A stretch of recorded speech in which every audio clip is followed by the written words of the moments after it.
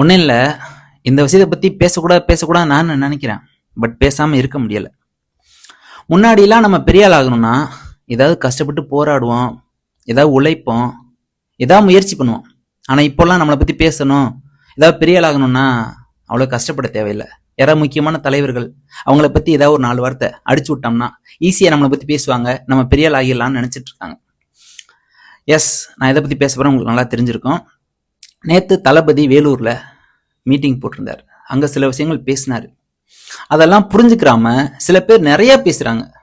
அதில் ஒருத்தவங்க முக்கியமாக சொல்லணும்னா நமக்கு ரொம்ப வேண்டப்பட்டவங்க, அதாவது ஜல்லிக்கட்டு நாயகி, இன்னும் நிறைய சொல்லலாம். வீர தமிழச்சி, வீர மங்கை, அப்புறம் பிக் பாஸ் புகழ், அப்புறம் தமிழகத்திலேயே தவிர்க்கப்படக்கூடாத ஒரு நடிகை அப்படின்னு சொல்லலாம். யாருன்னு தெரியுமா?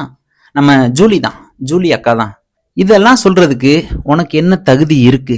நீ என்ன பெருசா அப்படின்னு சொல்ல தோணுது, ஆனா அது சொல்லக்கூடாது. அது நாகரிகம் கிடையாது. அதாவது கருத்து சுதந்திரங்கிறது எல்லாருக்குமே இருக்கு, ஆனா அது சரியான விஷயத்துக்கு கொஸ்டின் பண்ணணும். யதார்த்தமா ஒரு குட்டி ஸ்டோரி சொன்னா அதுல என்ன இருக்குன்னு புரிஞ்சுக்க தெரியணும்.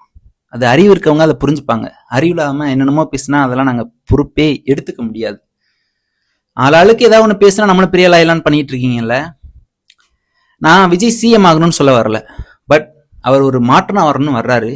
அவர் வேலையை செய்ய விடுங்க. உங்களுக்கு எதுக்கு இவ்வளவு எரியுது, எதுக்கு இப்படி கதறீங்கன்னா எனக்கு தெரியவே இல்லை.